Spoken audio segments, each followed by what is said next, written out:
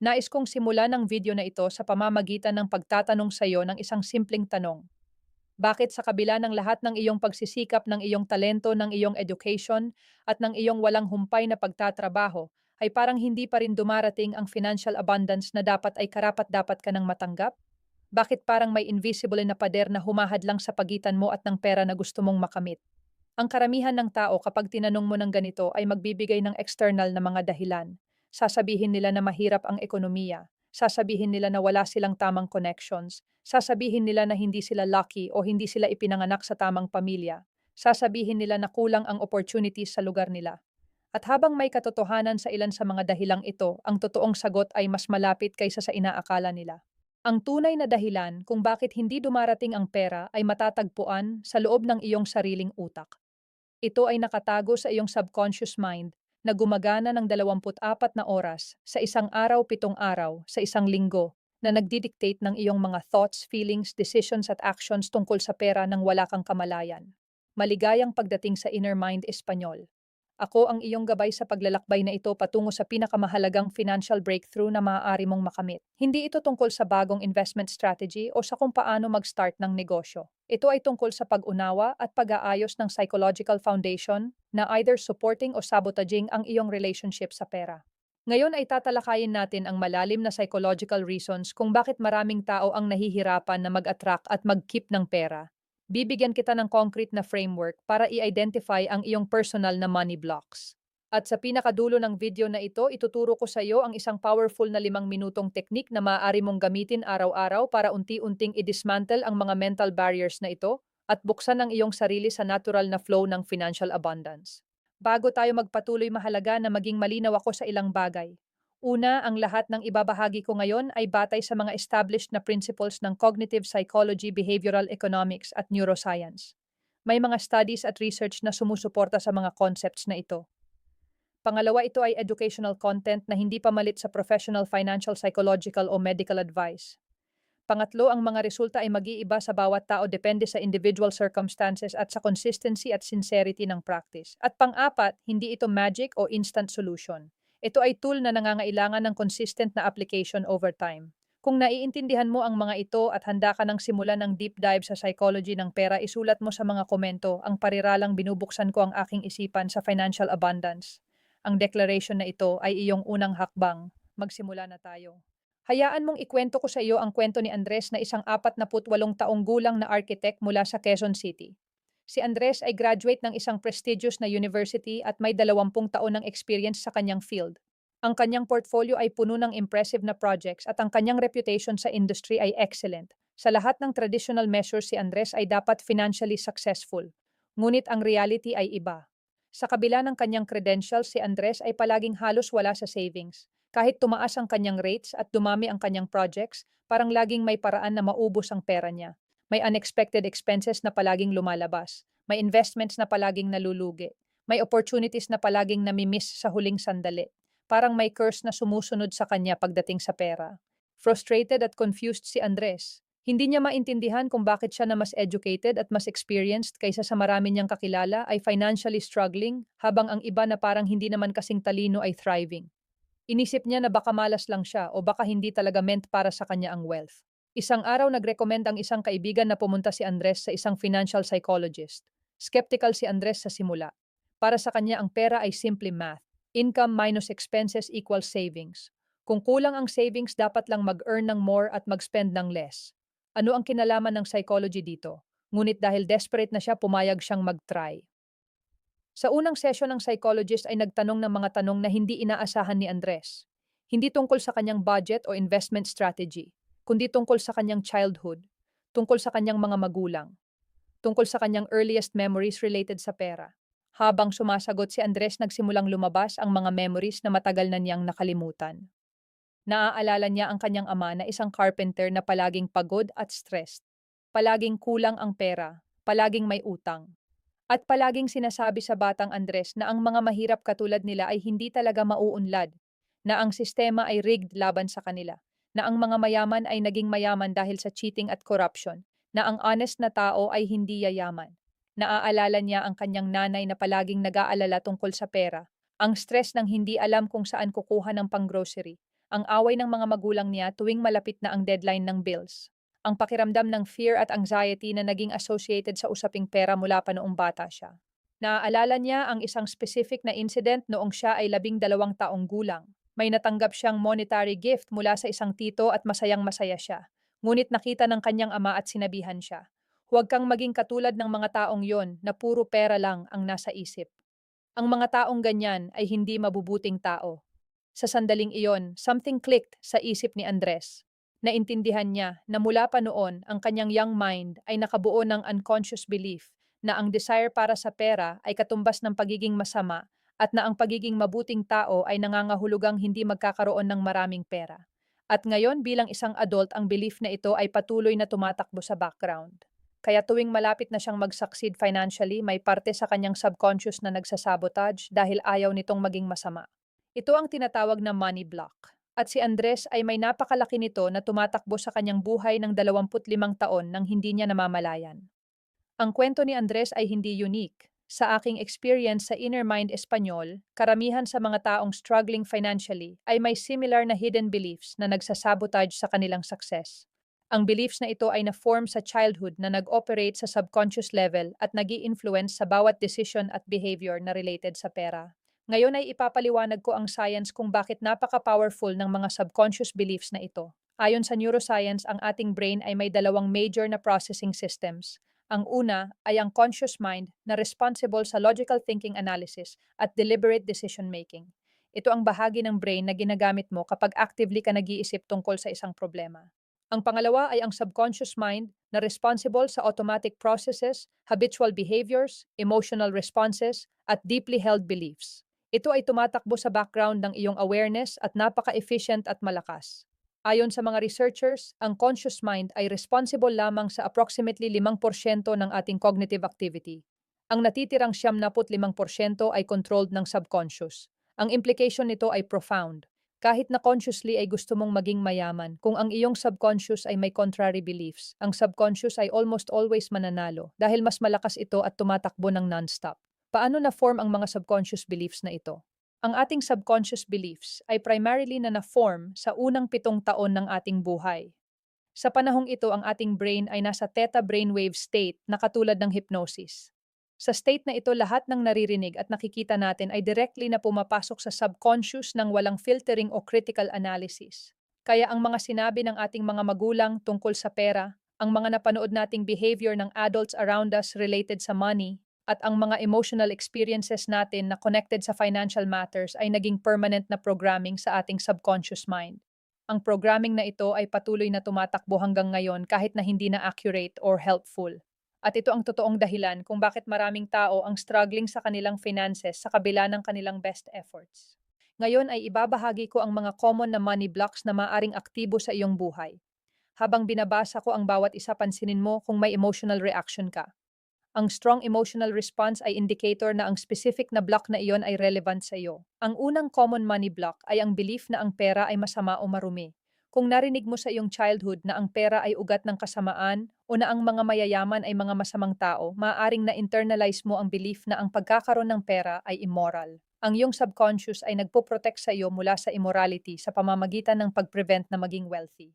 Ang pangalawa ay ang belief na hindi ka deserving ng pera. Kung noong bata ka, ay palagi kang sinabihan na hindi ka enough, na hindi ka capable, o na hindi ka dapat mag-expect ng magagandang bagay, maaaring na-internalize mo ang belief na hindi ka worthy ng financial abundance. Ang iyong subconscious ay nagre-reject ng pera dahil para sa kanya hindi ka dapat tumanggap ng mga bagay na hindi mo deserving. Ang pangatlo ay ang belief na ang pera ay magdudulot ng mga problema. Kung ang pera ay palaging source ng conflict, stress at pain sa iyong household, noong lumalaki ka, maaaring na-associate ng iyong subconscious ang pera sa suffering. Para protektahan ka mula sa pain, ang subconscious ay nagre-repel ng pera. Ang pang-apat ay ang belief na ang pera ay limited at mahirap makuha. Kung laki ka sa environment ng scarcity kung saan palaging kulang ang pera at palaging mahirap ang buhay, maaaring na-absorb mo ang deep belief na ito ang normal na estado ng reality. Ang scarcity mindset na ito ay naglilimit sa iyong ability na makakita at makakuha ng financial opportunities. Ang panlima ay ang belief na ang pagkamit ng pera ay nangangailangan ng extreme sacrifice. Kung ang narrative na narinig mo ay kailangan mong pagsakit ng kalusugan, relationships o happiness para kumita ng pera, maaaring na-develop ka ng subconscious resistance sa wealth dahil ayaw mong isakripisyo ang mga bagay na importante sa iyo. Ang pang-anim ay ang fear na magbago ang identity mo kapag nagkaroon ka ng pera. Maraming tao ang subconsciously natatakot na kapag naging wealthy sila ay magbabago sila bilang tao at maaaring iwanan ng mga mahal nila sa buhay. Ang fear of change at fear of loss of relationships ay nagiging fear of money. Ang pampito ay ang guilt sa pagkakaroon ng pera habang ang iba ay naghihirap. Kung mayroon kang highly developed sense of empathy at social responsibility, maaaring nararamdaman mo na immoral ang maging wealthy habang may poverty sa mundo. Ang guilt na ito ay nagiging subconscious rejection ng financial success. Ang pangwalo ay ang belief na ang pera at spirituality ay hindi compatible.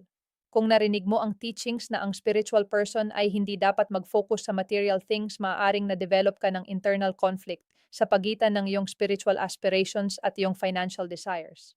Ang mga money blocks na ito ay hindi signs ng weakness o character flaw. Sila ay normal na result ng human psychology at ng paraan kung paano ang ating subconscious mind ay na-program sa childhood. Ang importante ay makilala mo sila at matuto kang i-clear sila. Ngayon ay ituturo ko kung paano mo i-identify ang iyong personal na money blocks. Ang unang method ay ang self-inquiry process. Kumuha ng papel at panulat at sagutin mo ang mga sumusunod na tanong ng walang censorship.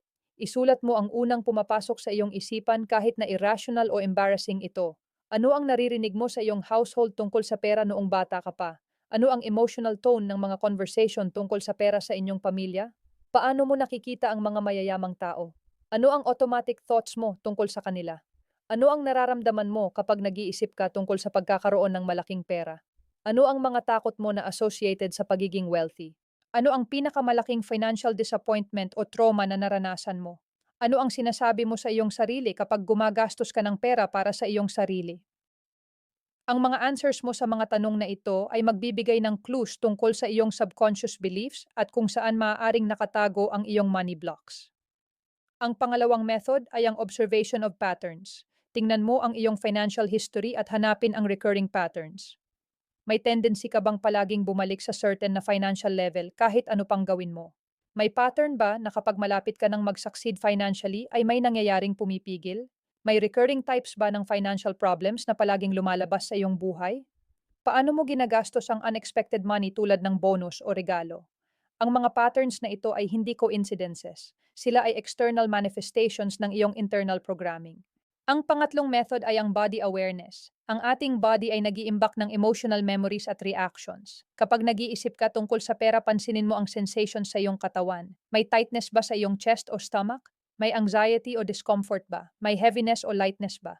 Ang physical sensations na ito ay indicators ng iyong emotional at subconscious relationship sa pera. Ngayong na-identify mo na ang iyong mga money blocks, panahon na para matutunan ang technique para ma-clear sila. Ito ang 5 minutong exercise na ipinangako ko. Ang technique na ito ay tinatawag na Conscious Belief Replacement Protocol.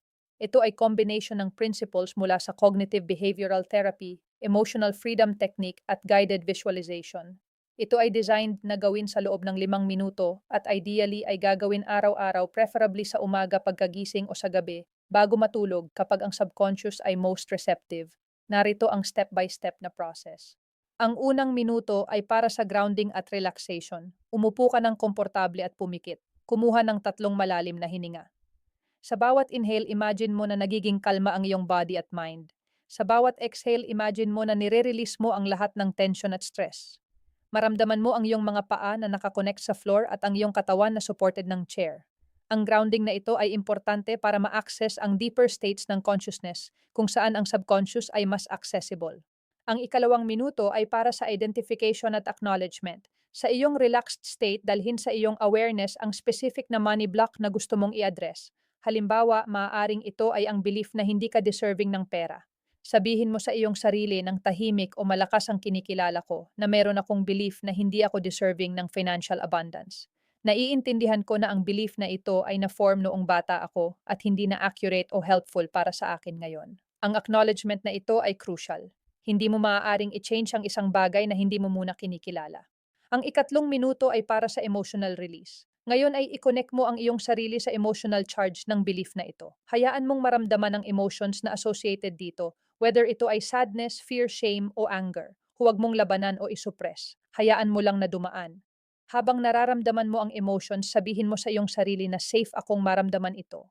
Nire-release ko ang emotional charge ng belief na ito. Ang belief na ito ay hindi na nagsiserve sa akin at ngayon ay pinakakawalan ko ito. Ang emotional release na ito ay key dahil ang beliefs ay may emotional component na kailangang maklear. Ang pang-apat na minuto ay para sa installation ng bagong belief. Ngayon na may space na dahil na-release mo ang lumang belief, panahon na para i-install ang bagong empowering belief. Piliin mo ang bagong belief na gusto mong palitan sa luma. Halimbawa, kung ang lumang belief ay hindi ako deserving ng pera, ang bagong belief ay maaaring ako ay fully deserving ng financial abundance.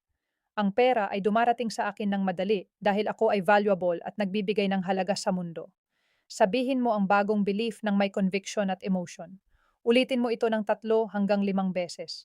Maramdaman mo na totoo ito habang sinasabi mo.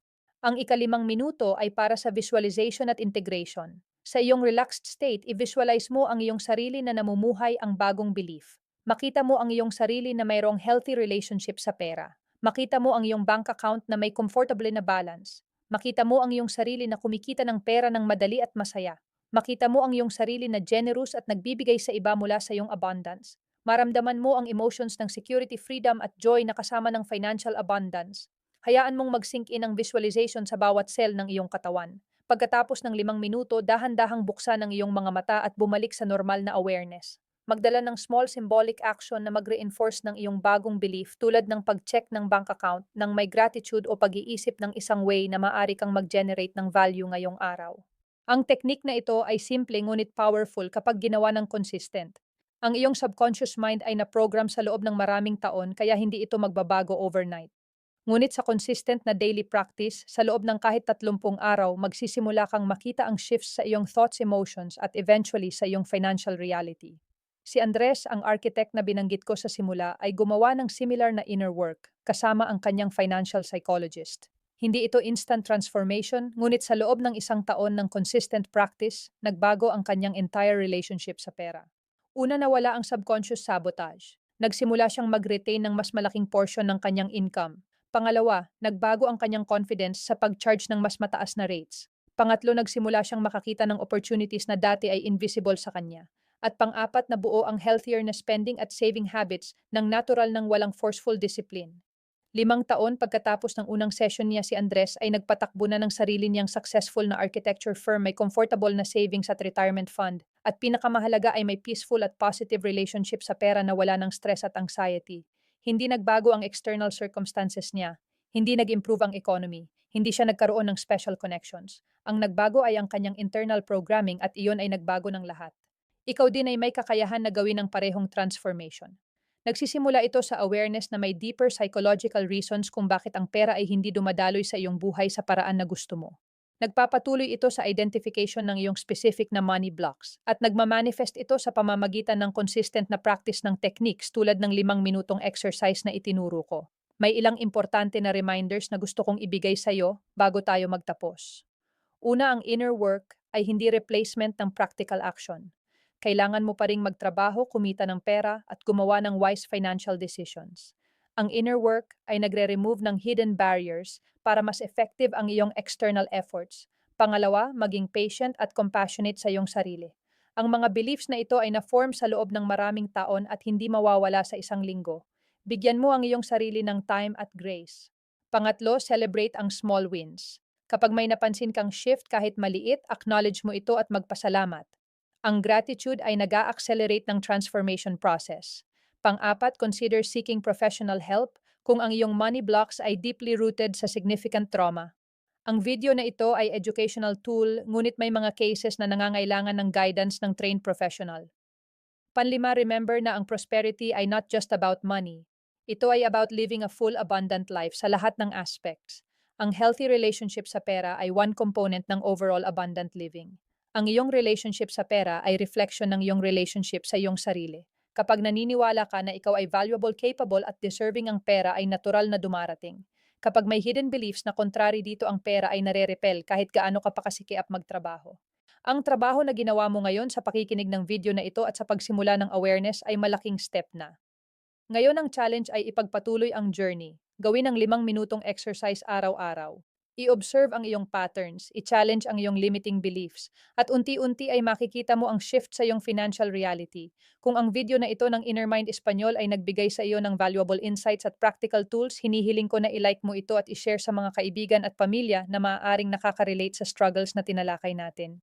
Mag-subscribe sa channel at i-activate ang notification bell para hindi ka mahuli sa mga susunod na videos tungkol sa psychology of wealth, abundance mindset at subconscious reprogramming. Isulat mo sa mga komento kung aling money block ang pinaka-resonated sa'yo at kung ano ang lumang belief na gusto mong palitan ng bagong empowering belief.